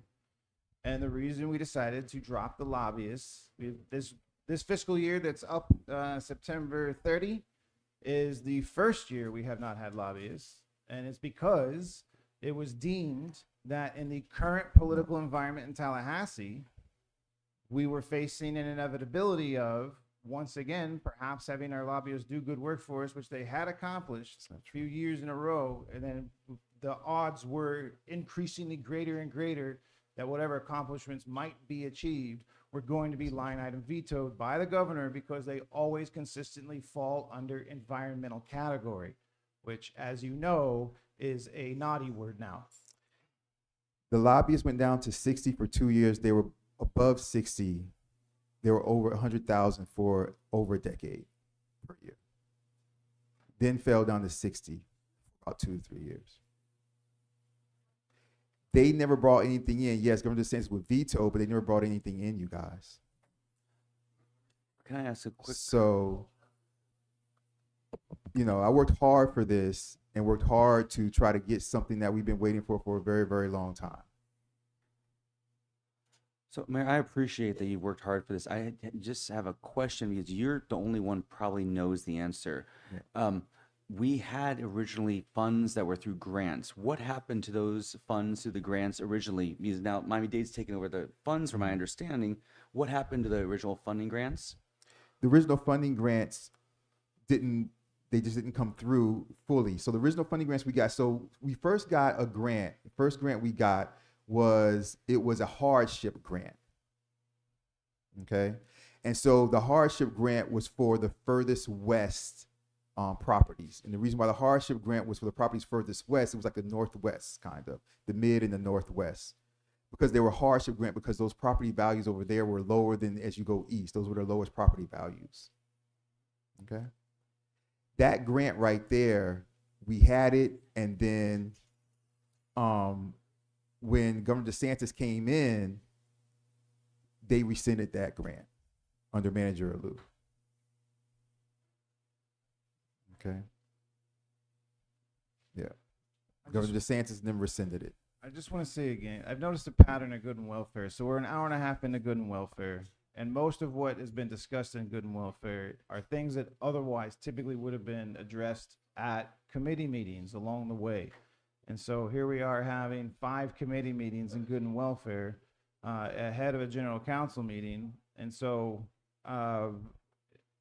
we used to have no one come to these meetings. These meetings were 4 hours long, and I'm afraid we're headed back to a realm again where people just get exhausted and tired of coming to the meetings because it takes an hour and a half to even get to the first consent agenda item, when it feels like everyone feels like they've been saying the same thing that they've said for months and months and months. And the through line that I see is that we haven't had committee meetings. I'm just gonna start screaming about it constantly. Admin and finance plus public works first, and then, chief is doing a great job of holding down public safety, thank God, and so, but public safety needs to be quarterly. We need quarterly reports. We need these things addressed, and these things can come up and be handled in a committee environment, and then it's not, there's just aren't, this is rapidly devolving. That's just what I see in terms of these meetings. This is the last thing that I'll say. On Friday morning, I already have it done. On Friday morning, you guys will get the full breakdown of the budget stuff. We'll just leave it at that. You guys have anything else last you want to say? Okay, so we'll move on. All right, Attorney Geller, can you please read the resolution? Attorney Geller, for the record, this will be, it's not Northeast 5th Avenue. This will be Northeast 4th Road.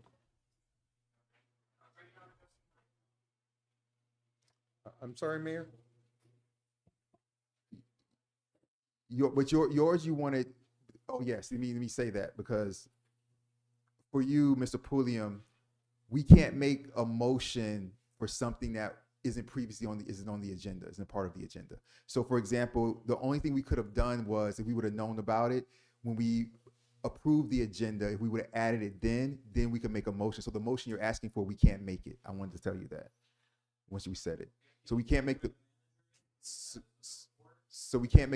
yeah, I'll respond. We can't make the motion. The manager is not here tonight.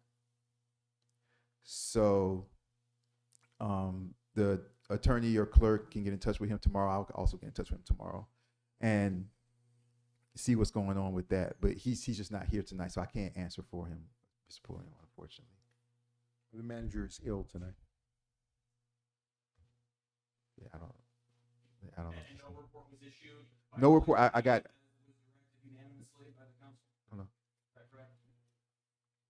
So yeah, so let's not try to speak from because we need to be on my phone. But no, nobody. I didn't get anything. I don't know, Councilperson Urban, Councilperson Winters. Did you guys get anything from the manager in regards to Mr. Pulliam? I don't know that I did. And Mayor, what were you asking me? I'm sorry, I'll go over in a second. Okay. I'm a little worried because I have had a few weeks of unanswered emails from him. I came by to look for him today, and they said he was gone again. So I've been praying he's okay. Okay. Yeah, we hope he's okay. Attorney Geller, for the resolution, instead of 5th Avenue drainage, yes, it will be 4th Avenue Road. Okay. That's the only change. Nothing else changes. Everything else stays the same. Okay.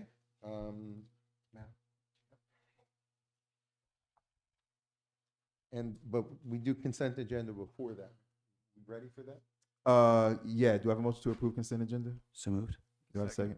All in favor say aye. Aye. All opposed say nay. Hearing none. Okay, Attorney Geller. So And I'll move then to item H, the resolution that's before us.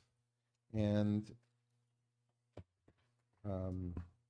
El Portal, you changed it from Northeast Fifth Avenue, say again, Mayor, to? Fourth Avenue Road.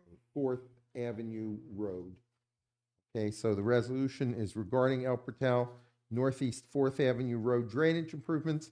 A resolution of the Village Council of the Village of El Portal, Florida, accepting the proposal of Craig A. Smith and Associates for professional engineering design services for the Northeast, changing it to Fourth Avenue Road Drainage Improvements Project.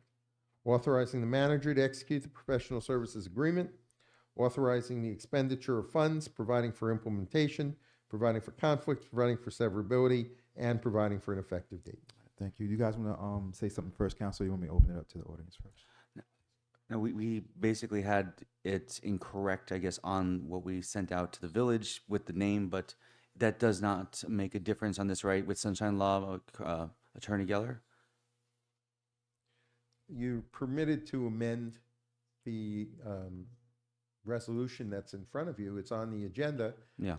Since the mayor said that that was the correction, I note that there was no objection from any member of council. No, it's just about Presume that it is amended by Not about the consensus. actual document, but the actual notice we sent out to residents said fifth on it, and to making sure that it didn't have to say fourth by Sunshine Law. It's not a sunshine law issue at all. Okay. There's no indication that council members are, speaking out of the sunshine. It was announced publicly by the mayor in an open meeting. So I don't see there's any sunshine law implications whatsoever. Not necessarily sunshine law. I know what you're getting at. You're not, but you're using the wrong term, not sunshine law. But he's trying to say that because it was wrong when it went out, can we vote on it tonight, or do we have to put it out with the correct road? You can amend it, and the fact is that somebody, you're talking about something that's like a block away from the other one. It's the same general area. It's up and down. So that area, no, I don't, excuse me, sir. But you can't say it from the audience. If you have something to say, you can be recognized and say it from up there. But that said, I see no problem with it. It's the same general area. There's an amendment to describe it, but it's not just really, when you look at the item and the proposal, it's not just one block. Anybody that's concerned about drainage improvements in that area is on notice. That's going to be discussed here. So no, I think there's no problem with making that slight correction, an amendment to the preceding resolution by consensus without objection. And yes, I believe you can vote on it. And the actual documents that go along with it, the maps that are on this also say Fifth Avenue on what we understand where things are going. Do we need to get some kind of maps now that we know? Because I don't know where it's going except for Fourth Avenue Road, somewhere near Mr. Dreyer's house. But the actual maps that are provided with the documents show a different road. You're not required to have every single thing about it that might possibly come up be in the notice documents. The purpose of notice is to give people in the public notice, generally speaking, of what you're going to do. There are some things you can't amend because they're completely different than what was advertised or noticed. You couldn't do something that had no relationship to it, but something that is in close relationship to it. If there's a correction, if there's an amendment, and it's in the same general area, the map does not just show one block. So I'll say it again. I don't see a problem with it. The map doesn't even show the property. They focus on the one specific section. We don't want to have to happen what it happened with Councilwoman, the let me circle just in the be past. clear, okay? I'm not telling you have to proceed with it. It's the privilege of the council to say, well, we think it wasn't clear. If you want to postpone getting it done, you have that privilege. I'm not telling you you have to proceed with it. I'm just saying if that's the will of the council, I don't think there's a problem with you proceeding with it. It still takes a motion. It still takes a second. It still takes a majority vote of the quorum that's present. What's your suggestion, Councilperson Winters? What are you? I'm not trying to stir the pot here. I want to make sure I'm making an informed decision when I make a vote. And when I look at a map that says something different, I'm not sure if I'm voting on the right thing, and that concerns me. I don't want another 91st Street Circle dilemma to happen because we don't have the correct information in front of us.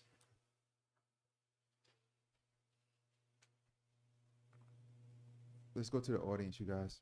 For this particular item, come up, say your name and address for the record. The floor is yours for this item.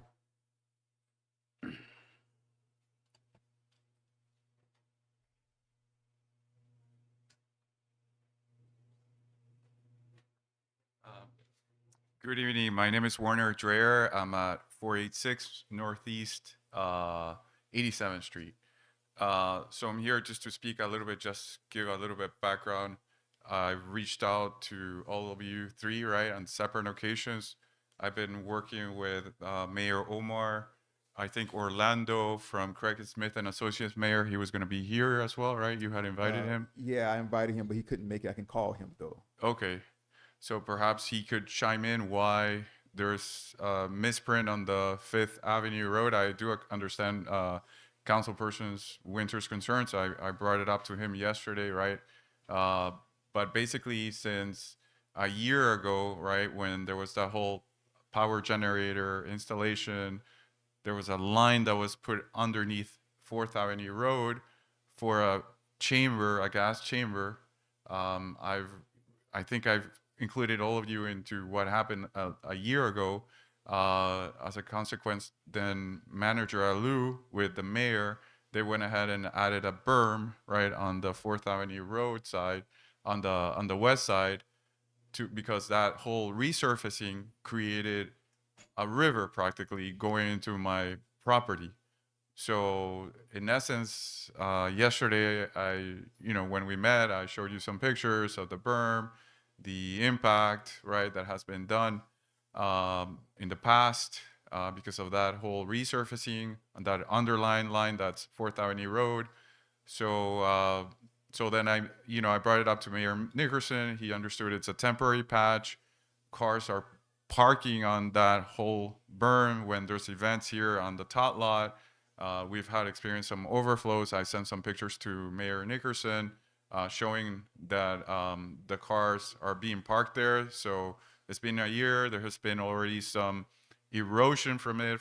There's a water flow traveling from 4th Avenue Road from the south to the north, practically eroding, picking up the sod, bringing it into then 87th Street.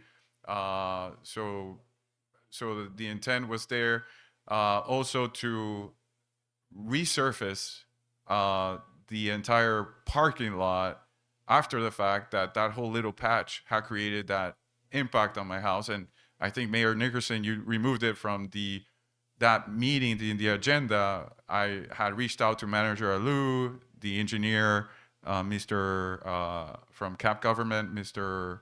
Camp. I always forget Mohan. Mohan. Yeah, Dampi. But so it was removed from that. So basically, you have a parking lot. They want to resurface it. In addition to what they resurfaced, there's no drainage. So I stopped the resurface, and this is the continuation of that project. Correct. Yes. So I reached out to Mayor Nickerson in January. We met with Orlando Rubio from Craig Smith and Associates. He did come up with a solution. I did bring it up to Mayor Nickerson, that actual document, which was provided to us back in May. Perhaps you want to see some sketch, right, where that drainage might want to show specifically, which I understand that's on 4th Avenue Road. I agree with perhaps having a sketch or something in that sense. I agree with having an informed decision. I think Mayor Nickerson, you had reached out to now Mayor to Orlando Rubio as far as perhaps getting that sketch done. So the intent was for him to be here as well to speak on his work, right, on that document. So that's where I'm at. So Mayor Nickerson, not sure if you can speak anything in addition to that, or if you have any questions. Yeah, I mean, I spoke to him about the Fifth Avenue thing. He said he could send us one tomorrow, updated. An updated Yeah, document? he can send us one that says Fourth Avenue Road. That's the only change when it comes to that, but nothing inside of their changes. So And it then depends. to Councilperson Winter's comment about having the sketch, is he open to having like a little diagram, at least showing where that drainage? Because that would be my same question I would have, right? And specifically, we see the drainage here on the east side of Fourth Avenue Road. It has like this little I don't know the proper name, but it has like a little sliding that travels the sliding I would say channel that slides the water into the drainage. So perhaps he can add something like that so we get a better feel for what he's trying to bring up. Yeah, right? you know, we always have the option of tabling it Okay. and coming back with, you know, these asks. So we can table it and come back with these asks at a future meeting, you know. Okay, but So just that's always an option also. Yeah, exactly. But it would be great if if there would be some sort of sketch, right? Maybe that's what Councilperson Winters is saying. We Do can you add, think he can commit to it? Yeah. So we have that option. We can do Yeah. that. We can table it, get that sketch, and then bring it back if we want to. Yeah, I just want to make sure everybody feels like they Absolutely. have they're voting an informed decision, Yeah. right? And when would that be tabled then to assuming Be tabled, and we can bring it back. It had to come back in September. in September? Okay. Yeah. All right. Yeah. And will it be okay to include the other council members as well, just in case they're they have No, any everybody will further get. So when questions? he rescinds the updated plans, everybody will get it. So Okay, great, awesome. Okay, so that So maybe- works for me. I just want to make sure everybody has, do you have any other questions that you might want to consider for an informed decision? I feel bad for you because you're the one being impacted by all these rains No, right right. now. Thank No, God but it's been pretty do you have dry another for question? I summer. asked you though. Do you have another question that you might want to look from the engineering? I think the mayor wants me to wait till everyone else speaks before I answer Okay. things. Thank you. Yeah, just So, in case. Yeah. Of course. All right. Thanks. Thank you.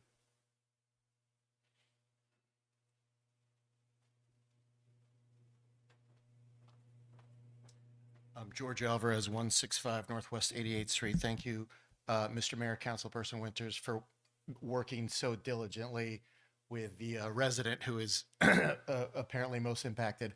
I've seen in Pittsburgh, they've got the three rivers. That's right. That's what's here. You've got water coming south to north, north to south, and of course, east to west. I would suggest that somebody from the engineering firm be available to the council as well as to the residents most impacted, perhaps including those who use Little Peacock, formerly Tot Lot Park, because it does seem to me that I feel like I've heard this solution in the past, and if you guys know the answer, where would this drain to? Because I don't think it drains anywhere. I think it's essentially Well, usually I don't like to cut in during the public comment, but Mr. Dreyer has a French drain right there in front of his house, so it would drain to there. Well, I mean, a French drain drains. It doesn't drain anywhere. It just No, drains it down. drains down, You know, but it can be kind of a Band-Aid solution. And there was one done on Northeast 85th Street back in the fall. That was a $10,000 French drain. This is a $32,000 French drain. You can get a French drain at Home Depot for about $75. I'm not saying that this might be apples and oranges, and that might be the appropriate fee structure of what is of the volume of water that's being handled. But I think you've got some data from the one that's on Northeast 85th Street. Is it working? Is it moving that kind of water? And if it is working, and if it is valued correctly, then I mean, I've walked down Northeast 88th Street where Mrs. Edelman was mentioning before. I mean, like that's right, waterfront property, as somebody just echoed. If French drains are the answer in terms of getting some of the water in the more troubled spots, then that's a good use of funds. I don't know if $32,000 should be a French drain. Like I said, you can get them in more normal residential circumstances for considerably cheaper, but there's data there from the one that's on Northeast 85th Street, and that sort of data could be compared with whatever the engineering firm says and what Mr. Mr. Dreyer requested. And then that's a good amount of data and a possible rubric for other parts of the village. The buzzer is up. Just in time. Thank you, guys. We understand. Thank Yeah. you. Thank you very much. And we'll continue with public comment, but you guys, we can table it if we want to table it. I believe we're come back probably with the getting there, but we probably make sure we need to have all the questions for the manager when he does bring it back, or we do bring it back and he's here, because I think a lot of these things could be answered by him if he was here tonight. And I'm sure there's a lot of answers people want to hear. And I like hearing the residents tell us the questions that they have so we can make sure those questions are answered ahead of time before we table it to September.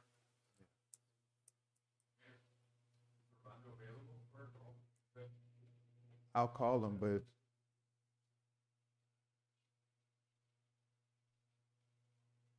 And which fund would this $32,000 come out of? Which line item are we talking? yeah, so Which division? so there's multiple ways we can do it. So we can either do it through the we have funds in development funds we have that are available, a couple $100,000. We have a fund for like drainage and street stuff that's like 60,000 right there. And then you can also, because you guys, when these things are passed, it doesn't mean that, especially we're lucky and we're lucky and I'm unlucky this summer because the summer's so hot. This might be the hottest summer I've ever felt. And I'm from Miami. It's like 9:30 in the morning. It feels like it's almost noon. But we are lucky in that this is a pretty dry summer. So even though we pass this, we can pass it, but not necessarily do it until after the new fiscal year. You see what I mean? Like, so when you pass a resolution, the resolution is there. The resolution doesn't expire, right? So there's multiple options that we can use when looking into this. We can budget it into the next year's budget, right? If we pass it whenever. So understand resolutions don't expire. So it's about the intent of whatever we want. And then If I can, Mayor, yes, Yeah. you're 100% correct. This authorizes the manager to go ahead, but, questions have to be answered. You can tell him to please check on this or check on that. It may not get done immediately, but then when it's ready to be done, if you vote on it and you authorize it, at the proper time, he executes the contract. That's what you're authorizing him to do. So if you change what it is he's authorized to do tonight, he still has to have a contract. They'll have to make the change to correct where exactly it's taking place. And when the village as an entity is satisfied, he can go ahead and execute the contract. Or he could have the contract in the meantime and say, wait for a notice to proceed and issue that at the appropriate time. Because what you just said is completely correct. Once you've authorized it, unless you put something in that says if it's not done in a month that it does expire. Otherwise, as you put it, you're completely correct. It doesn't expire. It's an authorization. for good and welfare, come on, Mr. Item. Mayor, it's technically good and welfare. You're taking Public comment, on yes. the resolution. Public comment. Go ahead, Mr. Elida, 12 Northeast 90th Street. So I had a question because I've also seen the water, the way it's running to the property of Mr. Dreyer. And my question was like the company that actually worked on this project. What are the guarantees? Do we have any, insurance on that? Or because it sounds like it was done and the entire water is literally running towards his property. So that should have been something that should have been caught by this company. So that's something that, what are the options that we can look into that Yeah, as we can well? look at that. The company that put the generator in, that manager Lou did that work, is what you're talking about. Whoever paved the street, That right? Who paved the Right. Well, who paved part of the street? I understand what you're saying. I understand the question you're asking.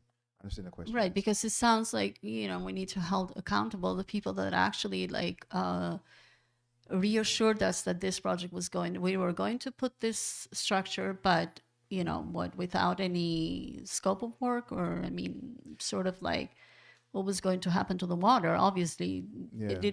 it's completely understandable why water is flooding his Yeah. property. Yeah, no, I will definitely look into that. I wasn't part of that project. That's why I can't answer anything for Yes. you.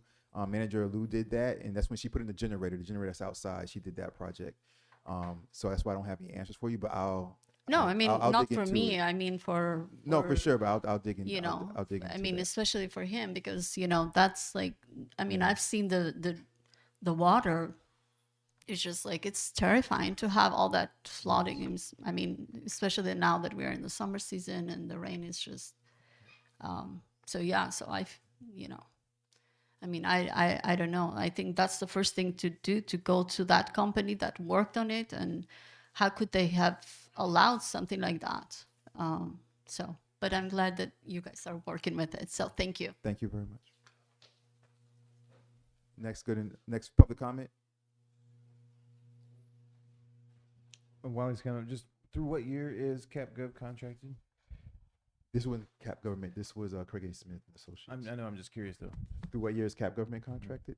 I believe their contract was a 5-year contract. I think that's right. Yeah, I think it was a 5-year contract. Go ahead, Mr. Daniel Rojas, 60 Northeast 86th Street. Just had a couple questions. One is, I skimmed through that contract, and to me it looked like it was just for engineering services, no actual construction.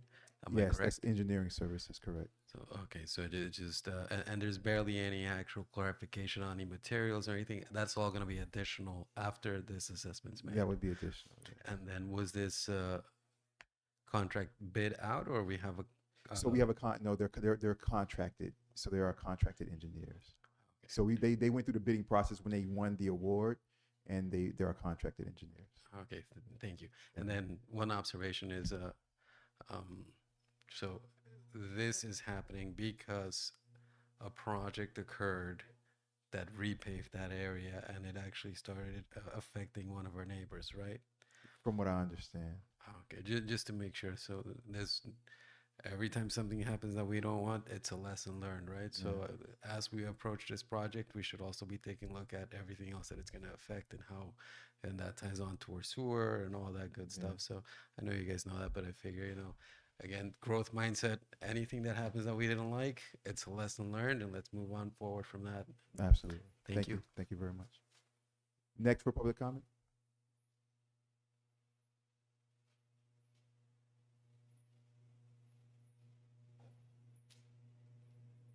Denise White, 173 Northwest 88th Street. First of all, I'm in love with Mr. Werner. I love Mr. Werner. Mr. Werner, you are fabulous. Mr. Werner got water in front of his house. I think we should fix it. I'm not even sure. They say I'm not supposed to say I'm not sure, but I'm not sure what we're even arguing about tonight. Tonight, I thought that if I had an event with alcohol at Boteco and gave free alcohol, that everybody would be happy tonight and come in here and we would happy, joy, make things happen. But apparently alcohol is not good for y'all. So next time we're going to meet at the park, have some water. I don't understand what's happening. I really don't understand what's happening. There's a drain. It's got water. Why we can't just help him drain it? Now, if it costs a whole bunch of money, then I don't know, maybe we have to talk about it. But again, I'm confused. They say I'm not supposed to say that, but I can only be honest, y'all. Confused about what's happening tonight. Now, I only bring cherries and water. I don't have any alcohol, and I don't think we can have it for the dais. But if we could all just take deep breath and woosah for 2 minutes, right? So that we can have productive meetings that don't last all night long. I did have a friend fly in from Texas. I might not be able to make it tonight because we arguing about little semantic stuff, I think. Like I said, I'm confused. So if I'm wrong, please, Mr. Mayor, straighten me out. And then I'd like to say, Mr. Winters, before I didn't get, it was Mr. Winters that was at my party all night long, just having a good time with us. So I at that moment, I went blank. You know, I'd be nervous up here sometimes, Mr. Winters, but he was at my party all night long, mingling with people and having a good time, right? So if we could just woos off for 2 minutes, fellas, and let's make a productive thing. Mr. Werner, he's so calm about everything. He's not even getting upset. He's like, well, can we get him on the phone? Can we help people have better understanding? I just don't want water in front of my place, right? That's all right, Mr. Werner? Right. Okay. So if we could just woos off for a minute, pass whatever we have to pass so we can move on. So if we not here till 11 o'clock, I told y'all I might have a date. Thank you very much. He hasn't responded back yet, Mr. Dreher. All right, I don't see anybody else for public comment. You guys want to table it, or? Would you mind explaining to the audience the difference between the contracted Smith and Associates versus RFQ? So RFQs and RFPs. So there's a couple of things. So you can have a company or a service that goes through, everybody has to go through an RFP or RFQ process, all right, when they first come in. Everyone does. Even when things are renewed, they have to go through it again. And whoever wins the bid for the RFP or RFQ process, they become the contracted company or individual for the government, right? That's like, you always hear about like, so-and-so won a governmental bid. Like Boeing won the bid for the federal government, so they make all the planes and all the fighter jets and stuff like that. But Boeing wasn't the only one up for the government bid, right? They'll have Boeing and 2 or 3 other airplane companies, and they present, and then the government picks whoever wins the bid for the government. So the entity can do that, the company can do that, the person can do that. You also, though, have underneath that, once somebody wins the bid, they become the contractual individual. And if you need those services, that's your contracted company. Okay. There's also underneath that, if there's other work that needs to be done, sometimes that has to go out. And the way it works in El Portal is this. If there is, first of all, the manager has the say so up to $5,000 spending authority. Okay. If anything's kind of over $5,000 or even at times $2,500, depending on what it is, we have to get 3 quotes, and that's the kind of like the RFQ, RFP process, or the bid process. So it just depends. What we're talking about right now to kind of bring this home, the company that does the engineering, they are the contracted company, Craig A. Smith and Associates. All right. Once their contract runs out, if they want to stay in El Portal, they have to go through the RFQ or RFP process again. Okay. And other companies can come in and we can say, hey, these other companies, they're presenting something better at a lower rate, and we go with them or we stay with them or whatever. So that's the kind of like what that means, just in case anybody, I don't know, I just wanted people to kind of understand.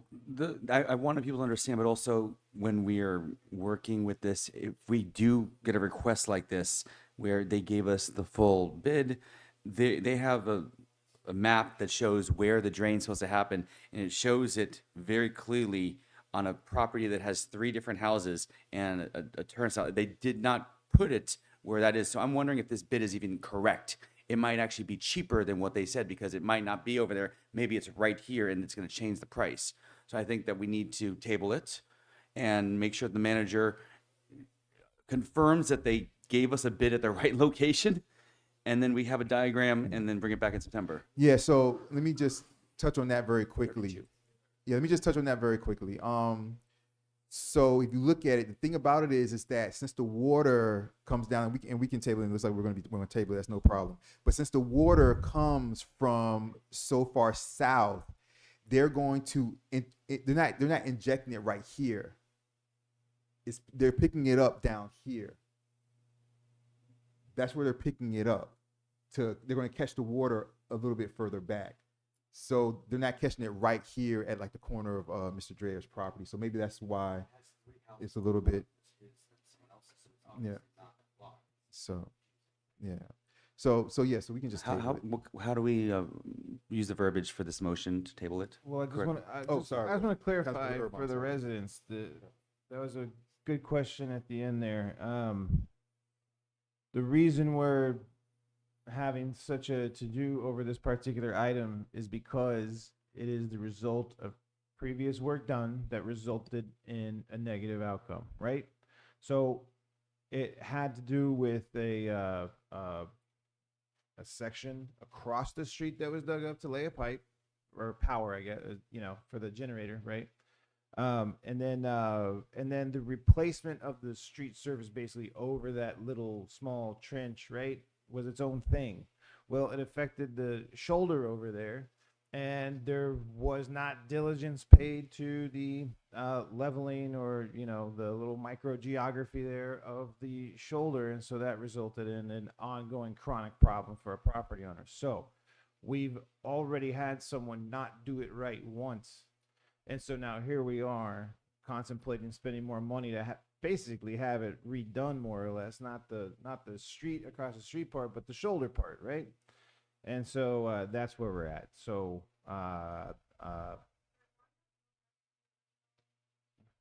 well, that would probably be because our contract with them was not tight enough to provide for guarantees of leveling, and so I suspect that our contract with that vendor falls short in our ability to compel them to fix it. And so I think the attorney would probably have to be the one to correct me on that, but that would be where I would be landing on why is that not happening, because I agree that we should exhaust that resource before we're putting out this for simply planning. Yeah.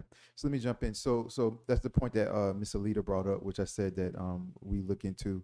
And I'll contact manager Lou. She's right over there in Miami Shore. She said she saw you recently, Mr. Alvarez, over there at the meeting. She said you're the only one in the audience, but you stayed the whole time. We appreciate that. But it's all good. But I'll contact manager Lou.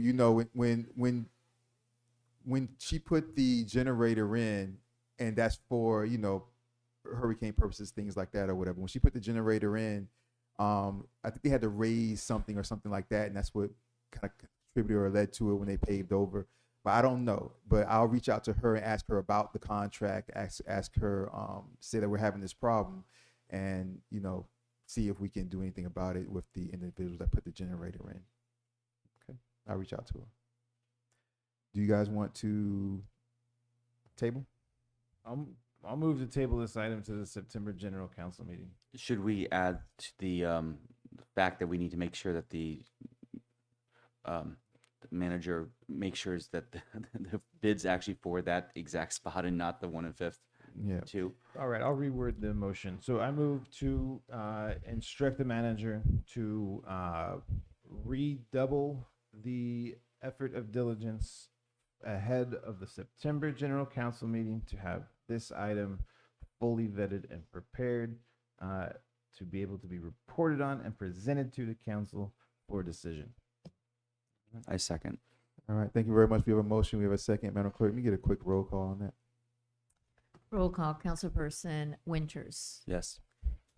Councilperson Erbaum. Yes. Mayor Nickerson. Yes. Motion passes 3-0. All right, thank you very much. Manager Roseman's not here tonight. You guys see my report there. Contact me as always, you guys, if you guys want to talk about anything or have any questions about anything. Mr. Attorney, any reports? Not at this time. All right, thank you very much. Do we have a motion to adjourn, you guys? Mayor. Yes. Oh, I'd that's like right. to address the qualifying. Yeah. The qualifying period will be open as of this Friday, July 31st. It runs from noon that day to next week, August 7th, noon.